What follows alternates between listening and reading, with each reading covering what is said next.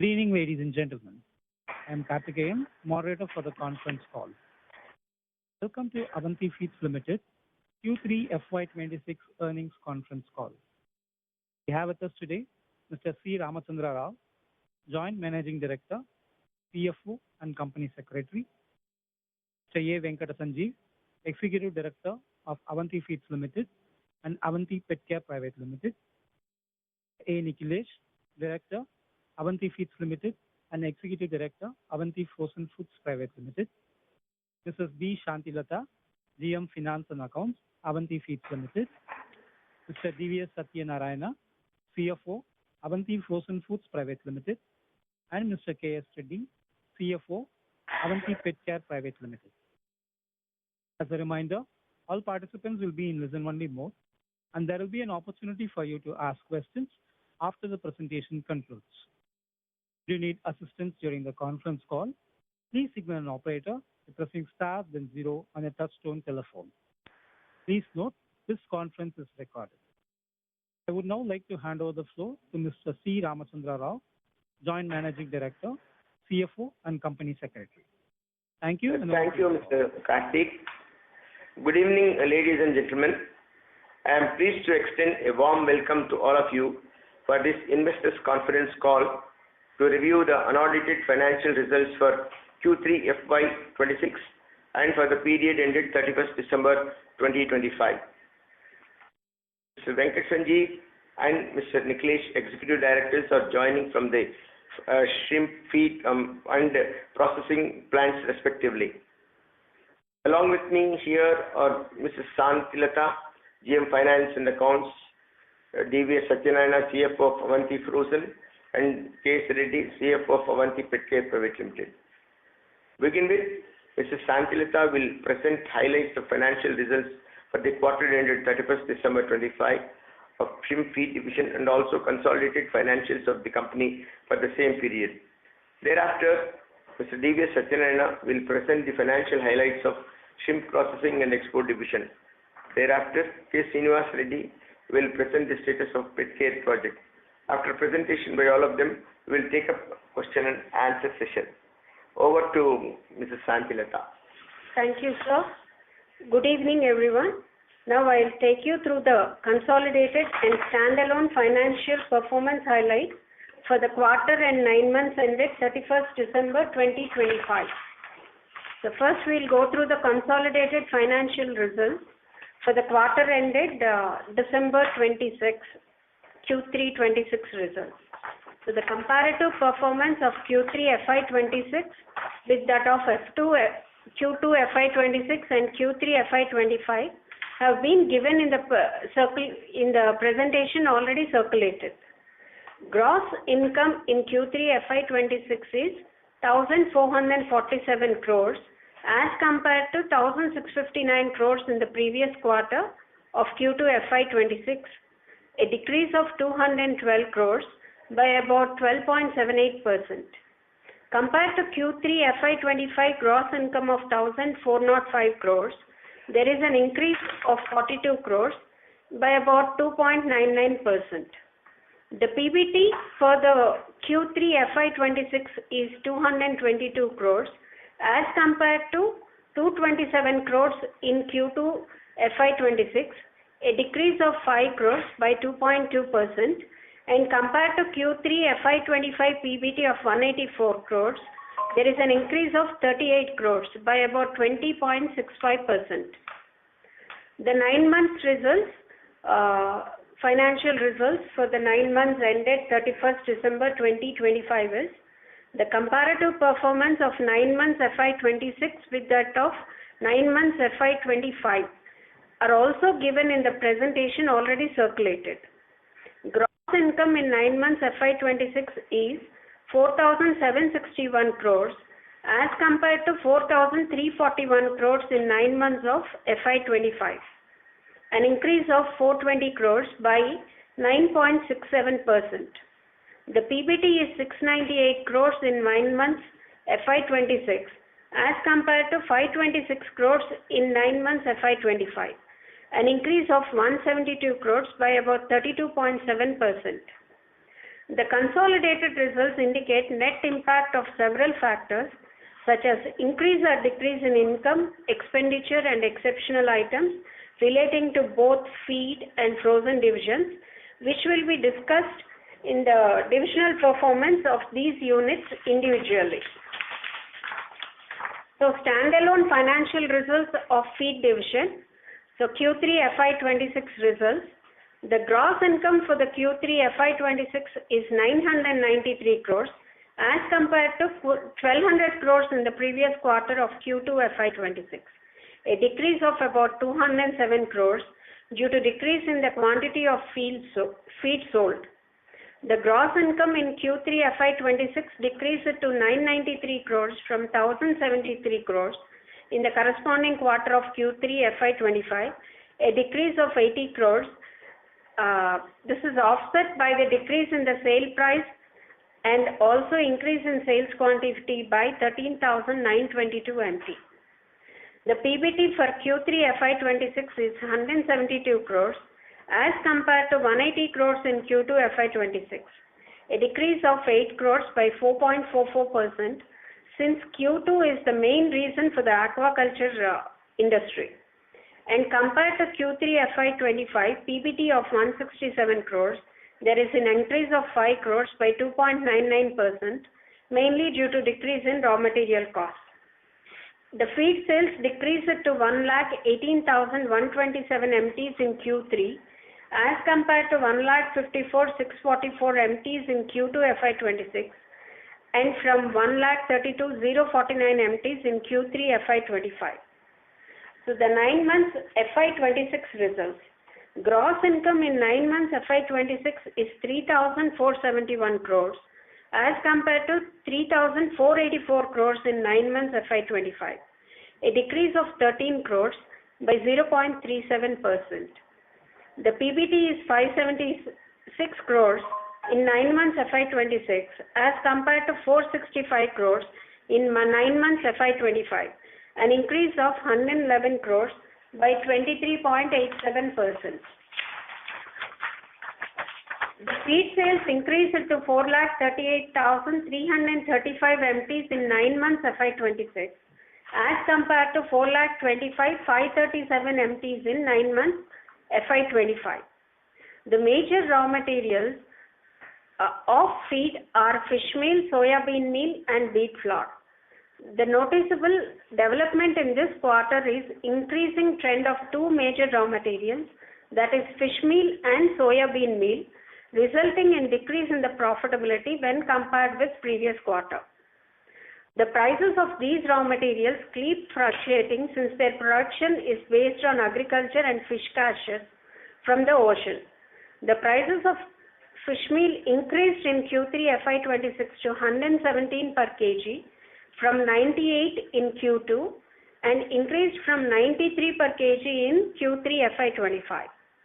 In case of soybean meal, their prices increased to 43 per kg in Q3 FY26 from 43 in Q2 FY26 and decreased from 46 in Q3 FY25. However, the wheat flour price decreased to 32 per kg in Q3 FY26 from 33 per kg in Q2 FY26 and 35 per kg in Q3 FY25. The present purchase price of fish meal is 145 per kg, soybean meal is 56 per kg and wheat flour is 32 per kg. While on one hand, the raw materials are instrumental in determining the margins, on the other hand, the status of aquaculture activity conditions such as climate, diseases, etc. determine the consumption of feed in terms of volume, which will have an impact on the overall performance of the company. The PBT stood at 16% on revenues during the 9-month period ended 31st December 25 as compared to 13.3% during the corresponding period of the previous year, that is 31st December 2024. The full impact of reduced and stabilized raw material prices during the 9 months of FY26 enabled to achieve 16% PBT.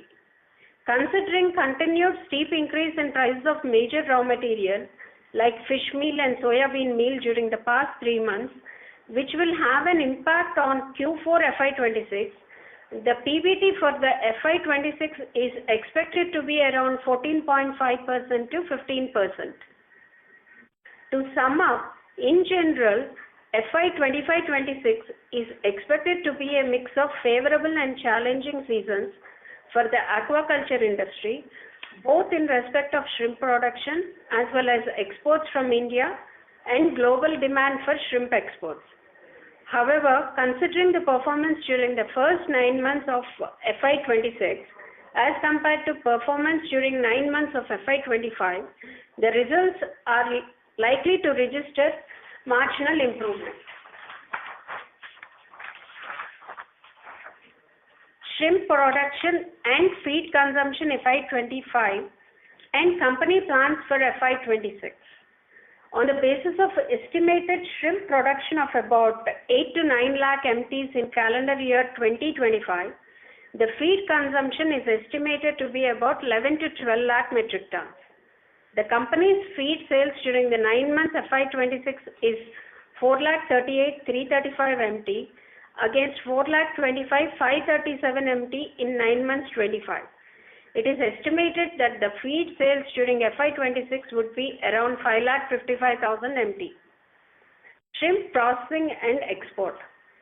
The export of frozen shrimp during 24-25 was to the tune of 7,41,529 MT, worth $5,177.01 million. USA is the largest importer with 3,11,948 MT of frozen shrimp, followed by China 1,36,164 MT, European Union 99,310 MT, Southeast Asia 58,003 MT, Japan 38,917 MT, Middle East 32,784 MT, and other countries 64,403 MT. Frozen shrimp contributed to the major item of export in terms of quantity and value, accounting for a share of 43.67% in quantity and 69.46% of the total US dollar earnings.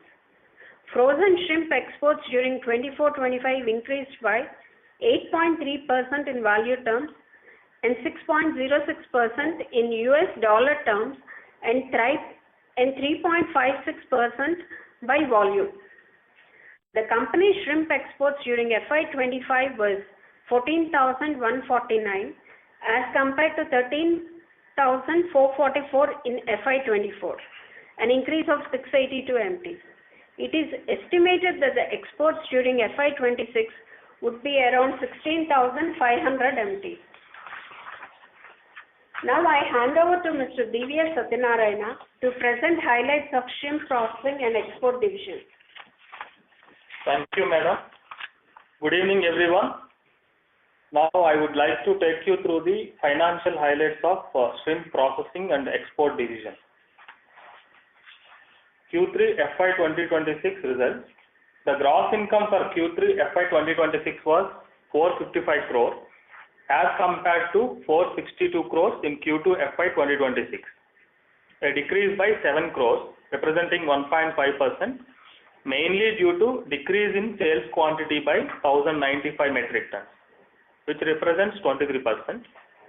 However, the increase in other income during Q3 FY 2026 partially offset the impact of the lower sales volume. The gross income in Q3 FY 2026 increased to 455 crores from 328 crores during Q3 FY 2025, an increase of 127 crores representing 39% year-on-year growth. Higher sales in Q3 FY 2026 was driven by an increase in average selling price realization, favorable foreign exchange rate, and increase in other income. The profit before tax before exceptional item for Q3 FY 2026 stood at 52 crores compared to 53 crores in Q2 FY 2026, reflecting a marginal decrease mainly due to other income.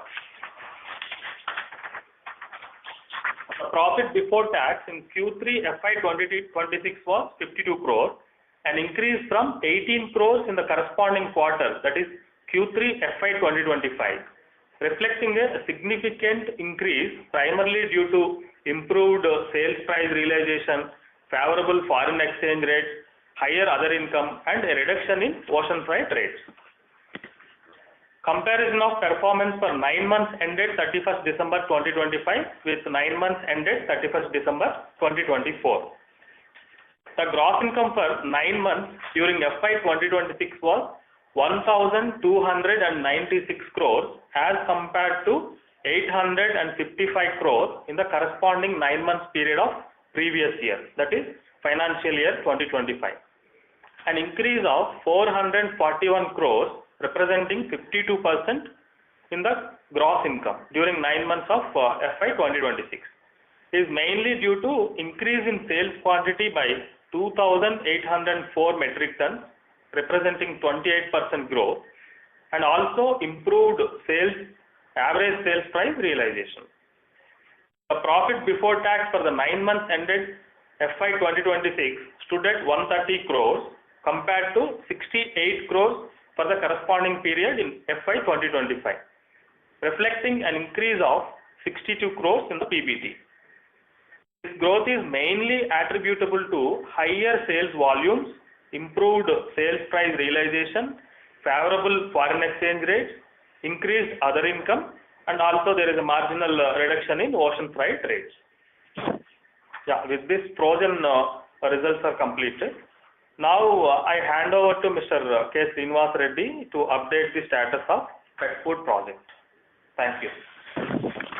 Thank you, Mr. T.S. Satyanarayana. Good evening all. Now I would like to update our pet food project. As already informed, company commenced their trading in cat food and dog food under the Avanti Pet Care brand, that is Avanti First. The company is planning to expand its portfolio with additional flavors in a due course. The response from the pet owners for the both cat and dog food has been highly positive, with a strong market acceptance and observed across all regions. During Q3 FY2025-26, the company recorded sales of rupees 136.2 lakhs compared to rupees 95.08 lakhs in Q2 FY2025-26, reflecting continued growth moment. The growth was driven by the increasing patronage of our cat food products as well as the steady traction in the dog food segment. On the market expansion, the company is strengthening its presence in Tier 1 cities and has initiated expansion into Tier 2 and Tier 3 markets. E-commerce operations, our products are now live on Supertail and Amazon platform, strengthening our presence and improving accessibility for customers nationwide. The company continues to focus on building strong brand visibility for Avanti First through the ongoing digital market campaign in Instagram and Facebook, that is Avanti First, enhancing customer awareness and brand engagement across our target audience. On the project side, as informed earlier, the company has purchased a land near Hyderabad, converted from agriculture to non-agriculture use, for setting up a state-of-art manufacturing facility. The land development works are in progress, and we are in the final stage of finalizing the design and drawings. Upon completion of the detailed project report and the receipts of necessary government approval, construction activity will commence. Now I hand over to JMD sir for a closing remark. Thank you, Mr. K. Reddy. As anticipated, the first season of shrimp culture of this year commenced with highly positive expectation by farmers and all the stakeholders. The farmers preparing ponds and stocking from mid-February 26, and the stockings are going on impressively. Along with the increase in shrimp culture this year, as expected, the volume of feed sales also will increase. However, the prices of major raw material, particularly fish meal and soybean meal, are increasing steeply, as explained by my colleague earlier, impacting on margins. We do hope that Prices of these raw materials will stabilize during the course of the year. Reviewing the status of shrimp exports, we have been discussing on impact of reciprocal tariff imposed by US on imports of shrimps from India. As we all know, there has been a high degree of uncertainty on levy of reciprocal tariff and extent of its impact on seafood industry. It is a positive development to see withdrawal of 25% duty imposed as a penalty for import of Russian oil. It has given much needed relief to the export of shrimps to USA. Further, the other 25% duty has also been removed. However, the US government chose to levy import surcharge of 10% on imports. But uncertainty whether it is increased to 15% still exists, awaiting clarity. Overall, export environment also poised to be more encouraging with the tariffs coming down and the company working on exports to other global markets. As you are aware, on 20th February 2026, the US Supreme Court ruled in a 6-3 decision that International Emergency Economic Powers Act IEEPA does not authorize the US President to impose tariffs on imports because of the Act does not grant clear statutory authority to levy taxes or duties, a power reserved for Congress. As a result of the ruling, IEEPA based tariffs including reciprocal duties previously imposed were invalidated and are no longer legally enforceable. US Customs and Border Protection stopped collecting these unlawful IEEPA tariffs effective from 24th February 2026 by deactivating the related tariff codes. However, the Supreme Court's opinion did not directly address the refund for the duties already collected. Importers may need to pursue refunds through customs process or litigation. Within hours of the decision, the US administration introduced a new temporary global import surcharge under Section 122 of the Trade Act of 1974, initially set at 10% and subsequently announced to be raised at 15%, effective from 24 February for up to 150 days. The new surcharge effectively replaces the IEEPA tariffs but under a different statutory authority.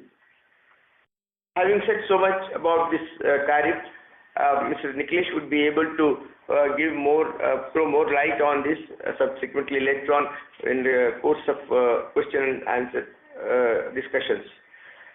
Now I'll just give the highlights of the union budget announced recently. The government has increased allocation to the fisheries sector under schemes such as Pradhan Mantri Matsya Sampada Yojana, with continued focus on aquaculture, value chain development and export promotion. The customs duty on imported shrimp feed has been reinstated at 15%, but withdrawing concession duty at 5% given in the budget of the previous year, that is 2025. This has been the association has been pursuing with the government for reinstating 15% duty because the imported feed was available. There were highly reduced prices, making a big competition for the domestic feed manufacturers. This step would help domestic feed suppliers to compete with the imported shrimp feed. The budget emphasizes strengthening cold chain, processing infrastructure and export ecosystem, which is expected to support shrimp processors and exporters. Earlier custom duty rationalization on key feed and processing imports continues to improve cost competitiveness for shrimp feed manufacturers and exporters. Overall, policy direction remains supportive of seafood exports with a focus on enhancing global competitiveness and boosting value addition. I think with this, we will take up the questions from the investors.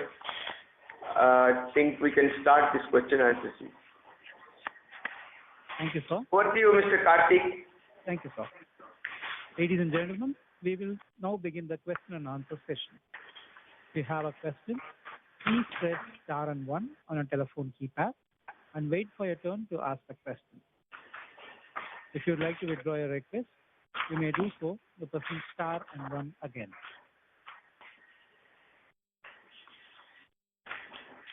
Ladies and gentlemen, if you have a question, please press star and 1 on a telephone keypad. Wait for a moment while the question queue assembles.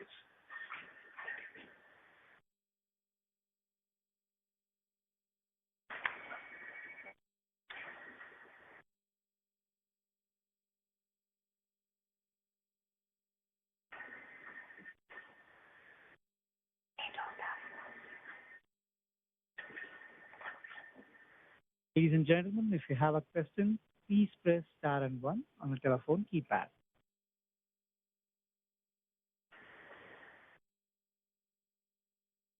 First question comes from the line of Nitin Awasthi from InCred Capital. Please go ahead. Hello, sir. I have 3 questions on your food business and 2 questions on the new pet food business. Avasti, you are not audible. Can you just speak a bit louder? Hello, sir. Am I clearly audible now? Now it's okay. Okay. So 3 questions on your core business, 2 on the pet food business. I'll start with the core business. So we are going to have UK's trade deal be implemented first. The talks are probably from April. We'll have the implementation of the UK trade deal and EU by the end of the year. Given that when these trade deals are implemented, the duty reduction is substantial. Do you see the end market size as a whole increasing? I think Niklesh would take this call on this question. Could you repeat the question, please? So given that UK's trade deal and EU's trade deal, of course, EU is expected by the end of this year or beginning of next year, and UK by April this year, is going to be at a substantially, lower the tariff rates, because in EU, we had tariffs up to 26%, in UK, we had it up to 9%. So given this scenario, do you see the market in EU expanding for shrimps itself? Because suddenly the price will drop and become more competitive against other proteins. Yes, I would definitely say that the market access into EU and UK would be better. There'd be higher demand coming from these markets. Yes, 100%, because they're reducing duty. Understood. And on UK, are we already collaborating for April sales without duty, or is it still undecided? So, I think these policies have been announced. These agreements have been announced, but what the industry is watching is when and how quickly are they implemented. So there's no news on the implementation, official news on the implementation date. We're hoping that it comes into effect quickly. If I may add to what Niklesh said, I think it is around 6 to 9 months time they want to complete all the formalities. According to what is the bilateral trade agreement, it has to be implemented from both sides. Both governments have to approve that. I think it will take about 6 to 9 months. That's what I read in a newspaper the other day. Understood, sir. So next question is on the El Nino impact on the weather. One of our core raw materials, fish meal, will be very heavily impacted by this weather condition. That is for India. And for Ecuador, they have their own challenges with El Nino. So how are you reading it for both the countries? Is this question for fish meal? Yeah. See, the fish meal, as you know, the catches from the ocean, it depends upon the nature, definitely. Each year it keeps varying, but the last year it was not so good in particularly Chile and Peru are the major suppliers of fish meal to the almost global consumers, and this year their catches have been fairly good, and some in between there was less demand for Indian fish meal because of the availability of fish meal from Chile and Peru. But again, the prices have gone up. Again, the demand has gone up from the particularly West Asia, because particularly from Taiwan and other countries, they would like to have a cheaper fish meal available from India. As far as the quality is concerned, it is the same. That is how the prices in the Indian fish meal is going up. Moreover, the dollar is becoming very strong, and rupee depreciation is giving a more advantage to the exporters. So they compare the price, the local price, domestic price, with the export price, and the government also gives some incentive for that, for exports. So overall, the fish meal producers get much more higher margins on exports.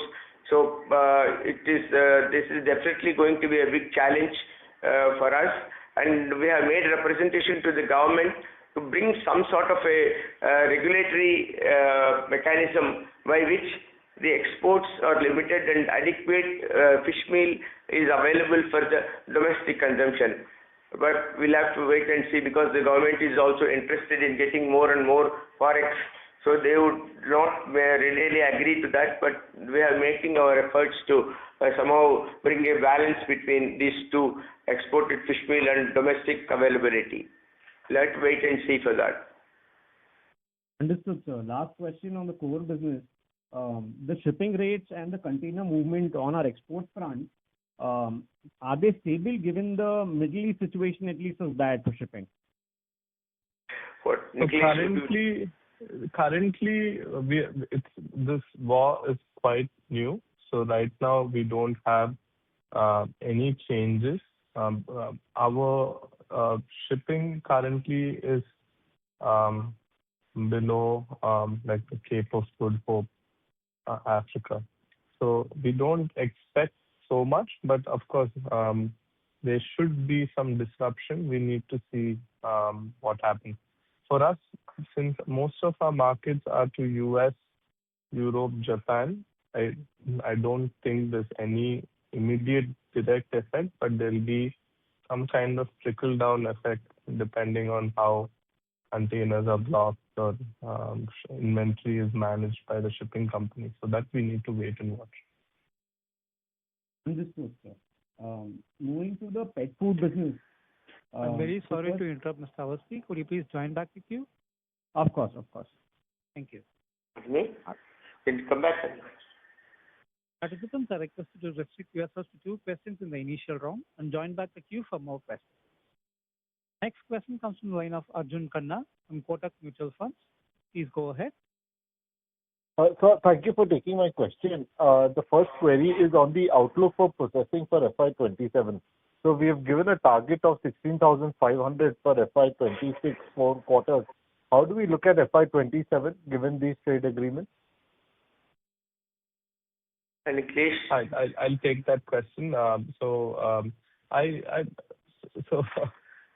Frankly speaking, on a lighter note, things I must thank the Indian government for taking a proactive approach to support the country and the exporters, not only for shrimp but all the categories, by unlocking and giving good market access to countries like EU and UK, and also negotiating a trade deal with the US eventually, which now doesn't matter. But because of all these reasons of improved bilateral trade, we do expect better market access. So they're quite robust for the year 27. But our guidance, I need to relook at it because we're finalizing some of those numbers with the change in tariff structures. Sure. So just to understand, we have capacity of around 28,000. Would that be the right understanding? Yes, 28,000 would be the right understanding. Sure. The second is, given that there is positivity in terms of the shrimp side of it, do you see farmers feeding more going forward? Because obviously that impacts both on the feed side and processing side. So what's the sentiment at the farmer side? It's quite positive. This is not only for the processor or feed mill or farmer. Generally, everyone in the supply chain is positive. Even the importers are positive because they don't, it's just a tax that goes into a government coffer. So we can pass it on to the consumer instead of paying taxes. So definitely everyone is happy about it. So just to understand this a little further, in terms of for us on the processing side, do you see operating leverage kick in for us as volumes move up, or potentially given that you're trying to get entry into newer markets, we would try to price a little bit more competitively? I wouldn't say that we would price very competitively because we have better market access. That means we have better demand for our product. But what we need to really see is how do these things pan out, right? These are announcements, and so for them to be implemented, like Mr. Rao had said previously, it might take 6 to 9 months or even longer. I don't even know. It's difficult to comment on that. But once they start kicking in, I think it's more of a long-term perspective that I would take an approach, not only FY27, that there should be theoretically better margins. But the question that you're asking is quite new, right? It's very, tariffs were removed a month ago. So we need to see how this pans out, but theoretically it should give better margin recovery. So, for example, US, where we did bring out that post-end Feb tariffs have been revised downwards for us. Are we seeing importers pull in a lot more inventory from India, given that now we are a little bit more competitive with Ecuador and some other countries have been hit by higher tariffs in terms of anti-dumping, CVD, etc.? So it's a very broad question. I'll just try to make it simple. So right now we're in off season, so there's not much material at the farm level because it's winter. But on general level of inquiry level, there's a higher inquiry level, more positivity, more interactions with the customers on their plans for the year. So definitely it's looking positive. But again, we're in the off season, so we're quite confident. I would say that we're quite confident that demand would come back once the season opens. I'll get back to the questions, but wishing you all the best. Thanks. Thank you. Next question comes from the line of Ronak Shah from Equirus Securities. Please go ahead. Yeah, thanks for the opportunity. So my first question is on the feed business. So first of all, when the management is guiding for around 5.5 odd lakhs metric ton sort of feed sale in FY26, which sounds a bit optimistic or like a flattish kind of thing, considering the evolving things wherein majority of the things are favoring us in terms of the overall outlook. So how the company is seeing the business in FY27 and 28, and can we expect a mid to high single digit sort of growth rate in terms of the overall feed sales volume?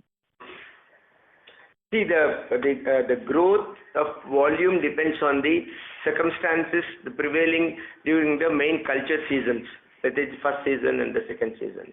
So, as you know that year after year, these climatic conditions keep changing. And last year we had a lot of problems in the climatic conditions, and this year we are hoping that the climate would be more friendly and more suitable for the aquaculture, improved aquaculture. And with this hope and with this confidence, all the farmers have really worked out and making efforts to increase the area of culture this year. Also those who have left the culture at the time of COVID also have now trying to see that whether they can restart this. So with these positive developments, we are expecting that the growth would be better this year. But this is still a very primitive stage. We have just started the stockings, and as we see next couple of months, we will know how the culture keeps progressing. Depending upon that, we would be in a position to estimate the growth that we can expect in the first season. Of course, each season is peculiar, unique by itself. So we know what would be the first year season's real demand for the feed, and also thereafter the second season will start. So it's very difficult to exactly estimate, but with all the present circumstances, we expect that there should be minimum 10% growth in the feed volume consumption, if not more, because with this area culture going up, and farmers are also very positive about the culture season ahead. So with this, we'll be able to see a growth of about 10%, if not more. Understood. Secondly, sir, when we see the gross margin for the feed division, so when we were into the 2Q FY26 conference call, wherein you were highlighting increase in the fish meal and soya meal prices, but when we see the third quarter's number, we can see a QOQ improvement into your gross margin. So have we taken some price hike into the feed division, and going forward, how you are seeing those numbers panning out? So what has happened here is the averaging of the raw material cost has really given that additional advantage in the Q3. So what is happening is when the prices keep going up, we follow the weighted average consumption. So the prices, earlier low prices, will have some impact on the Q3 raw material prices also. That's how we have got a better improvement than what I said in the last the call, investors call. So, but again, again, I'm saying the same thing now, because Q4 is going to be again the same story repeats. So that is the reason why when we said that the average increase in the profitability is likely to be more, about 1 to 1.5% more than what it was there earlier. But if you look at 9 months, it is very good, about 16% we have recorded. But that is not going to be there for the average for the whole year when we complete by 31st March 2026. So that would be around 15%, 14.5 to 15% because of the price hike. So these raw material prices, because of the averaging, that difference in profitability comes in quarterly results. Understood. So can we expect around 2 to 3 months more we are having those low cost inventory which is likely to consume, and then after we will see the... Yes, you are right. Understood. And sir, lastly on the processing business, so we can see a significant improvement into the realization per kg. However, if we see from the EBITDA front, there was some steep increase in your OPEX into the third quarter. So can you explain the reason for that, and how we are seeing the profitability in this division going forward, considering the updates across the macro? Nikesh, would you like to take this call? I think my colleague had clearly explained the point that there was better volume, there was better realization of price realization, better other income. So all these pretty much are the main reasons for the better margin. And on top of that, we were able to pass on the tariffs, which now are being reversed. So that's the main point of it. We also diversified into other markets, which was good, considering the instability or volatility in the US market, which was positive in just running the operations continuously. So yeah, I hope that answers. But that the note that my colleague said was actually like on point. And justly on the your OPEX front, as I was asking that currently we have around 190 odd crore sort of OPEX vis-a-vis your 77 crore last year. So what led to this steep jump in current quarter, and what can be the sustainable run rate for that? So the major reason for going up the OPEX was because of the reciprocal tariff, which was at highest at 50% during Q3 FY2026. So that is the reason, major jump you can see in OPEX. Okay, so we are accounting that into our OPEX part. Yes. Okay, that's it from my side. Thank you. Thank you. The next question comes from the line of Saurabh Banik from DIVAS Consultants. Please go ahead. Good evening, sir. Am I audible? Yes, please go ahead. Congratulations on a mixed set of numbers. So I just want to clarify from all of you that in FY27, what are the target markets for all the business segments that we are looking for? Is just a plan that you made? If it is made, if you can explain us.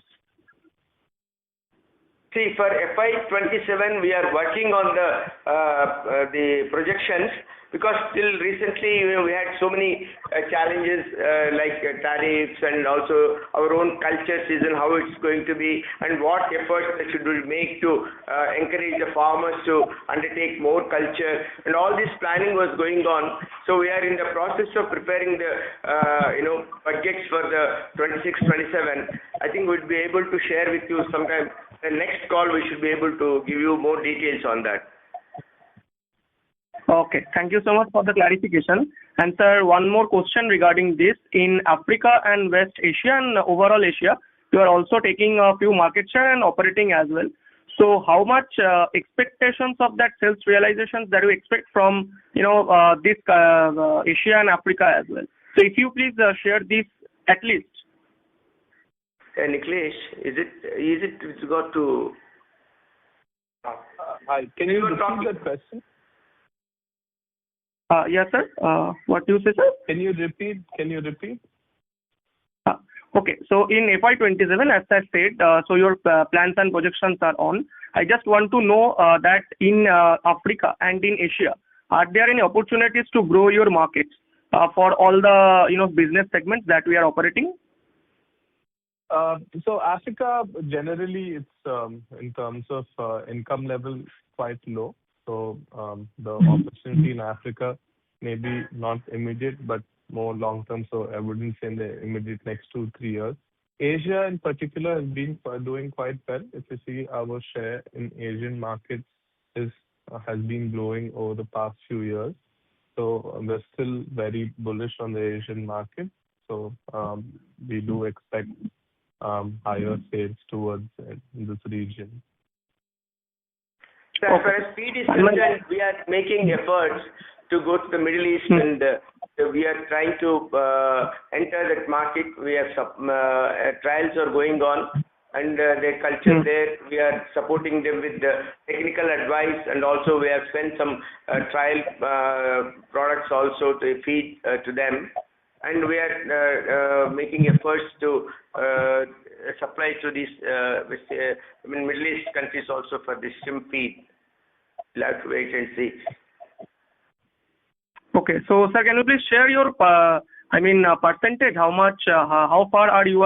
Your trials. Is it 50%, 60%, or 70% completion? If you just share the number. What completion? How much? Please, can you come back on it? We can't use this as a percentage, right? Because this is it's like a trial, so you cannot give like. Okay, sir. Okay, got it. Yeah. Okay, sir. Got your answers. Lastly, sir, one question on financial numbers. So, is there any expectations of yours or calculations that how much numbers on top line and bottom line you will end this year? FY26. No, not now. We are still working on that. After 30 days, we will close the quarter. So we can give you the details. Okay, sir. Congratulations. Okay. Thank you. The next question comes from the line of Akhilesh Rawat from Ridhanta Vision Private Limited. Please go ahead.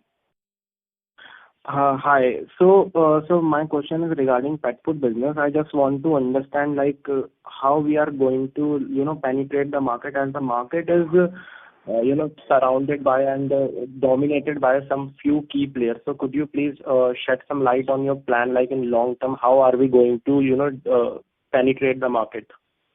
Venkatanji, can you please take this question? Hi. So right now we are concentrating mostly on the product itself. The product has gotten great reply from the market, and all the dog owners and the cat owners who have used it are becoming repeat customers. So product is going to be the key for it, and also we're going to soon launch new products which will compete with the bigger brands with better quality. That's what has been our goal since the start. Okay, and sir, if you could please shed light on some revenue figures, like our major revenue is coming from dog food or cat food? So dog food is around 60 to 65%, and the rest. And if you could like shed some light on some margin guidance, like what kind of margin are we looking from this business in long term? Can I take this call, Venkataji, would you like to answer this call? Question? I think it's better if you answer. Yeah. See, the margins, I think it is too premature to talk about the margins at this stage because we have just started, and the initial years we will have to incur a lot of expenditure on the promotion of the product and building the brand image. So we'll have to do a lot of work on that, and more expenditure is incurred to create the brand image and to various the market segments also we have to see, and also the regions. See, this product is supposed to be marketed pan-India. So we are now concentrating on region-wise, east, west, north, south, like that we have divided, and we are in the process of recruiting people and also to e-commerce also we are penetrating into the market, and to make the product visible and availability is a very important aspect in this kind of business, and simultaneously we have our own distributors as well as the e-commerce. So it will take some time for us to develop this, give the numbers and margins, so because the initial expenditure is high. And moreover, see, now we are doing it more of a trading. The benefit of this comes to the company when we start our own production, because as long as you import the product, the price, how the foreign exchange, that the rupee getting depreciated against the dollar and all, when we import and distribution and all the expenses are bound to be higher. And when we start our production, maybe in next 1 year or 16, 12, 14, 15 months, so we should be able to start our own production. Then, the real benefit of the project would be seen at that time. So now it is only the process is only to develop the brand and stabilize the market base. So people should know that Avanti's product is available and which are the flavors, that whether it is a dog food or a cat food, and we are focusing mostly on that, and also recruiting the people to promote the product. Business promotion is another important thing. These are the two things which we are doing, that expenditure, but at this stage it is very difficult to make any margins at this point of time.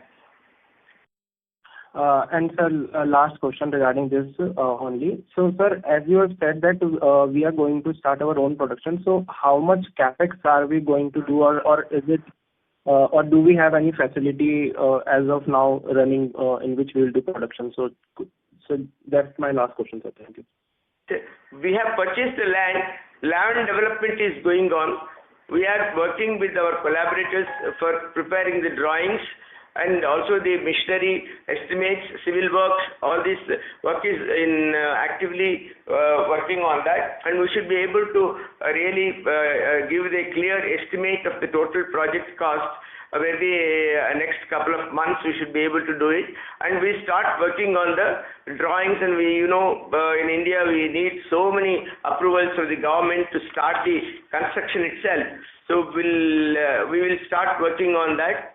So once we get the approvals, we'll start construction, and the total estimated cost of the project and profitability, etc., would be able to give you maybe the next 1 or 2 quarters results. Thank you so much, sir. Thank you for taking my question. Thank you. All the very best for upcoming quarters. Thank you. Thank you. Thank you. Ladies and gentlemen, if you have a question, please press star and 1 on your telephone keypad. Next, we have a follow-up question from Nitin Awasthi from InCred Capital. Please go ahead. Thank you for the opportunity for follow-up questions. This is the questions are 2 questions on the pet food business. Number 1, our products were on display and available for purchase on Super Tails last quarter. We aim to expand it to Amazon. We mentioned expanding it to Amazon this quarter, but however, it's still not visible on the portal. Venkateswaran, can you take Yes, this question? we've been working with Amazon since there's another brand called as Avanti, which sells shoes, and they've been there for a longer time. They've been visible on the top, but we're working with Amazon to get our brand on top of the page. Understood. And on follow up on that, Amazon pet foods, if you go in that page, they have started their own brand, which is a tough call, given that any other online supplier that you use could also start their own brand. You guys have given any thought to that, whether these will be successful or not successful, or as a threat? Do you see it as a threat? Because it's your distributor having its own brand. Okay, could you repeat that question again, please? Amazon, on Amazon pet food page, where all the other brands are displayed and you are aiming for your own brand to be displayed, has started its own pet food brand. Yeah. And it's also been upfront about it, in the labeling and marketing and the packaging, saying it's an Amazon brand. Given that significant amount of pet food is being bought by online distributors, do you see this as a threat going forward? Even at Supertails, I think your brands are at display, and all throughout the last 5 months, they have been increasing. More and more products have been showing on Supertails. I'm also hearing good feedback from people. But do you see this as a threat that the distributor website itself can start its own brand? Yes, we do see it as a threat that distributor can start his own page, but he won't be able to give the same discounts as the company is being able to give. So, and I think that's going to affect their business more than ours. Understood, sir. Thank you. Thank you. Now the next question from the line of Karan Sharma from Prudent Capital. Please go ahead. Hello, audible? Hello, am I audible? No, you are not. You speak a bit louder, please. Yeah, am I audible now? Hello, is this better? Yeah, Nikhilish, my question was to you. So, in the shrimp processing division, we have seen in last 9 months decent volume growth. So, what I was asking was that since this chaos of the last 1 year where duties were changed, do you see any possibility of gaining reasonable market share, considering your market share volume-wise in the last 4 or 5 years has been quite stagnant in this division, around the 1-2% mark? So, considering this is a very fragmented market, as you guys had mentioned earlier, with these recent changes in the last 12-15 months, do you think there is a possibility of gaining decent market share now in this segment? Market share in the country? That's what you... In terms of global market, yeah. In terms of the players in the country, yeah, correct. So historically, right, this has been, especially in India, it's been very fragmented. There, like 100 plus packers. So that way, it's just because of the size of the country, the people on the West Coast, East Coast, different areas, different people specialize. Some people trying to move only commodity. We try to do more value added. So that said, like if you just look at in a broad perspective, right, when we formed the JV with Thai Union for the processing division, we were, I think, below top. We're not even top 10 importers. Now we climbed the ranks and is amongst the top importers for frozen shrimp today. So that way we have been increasing our volume, but also we're also looking to play where there's better margin by doing more value-added products and trying to work with more premium clientele where the expectations or they're very demanding generally.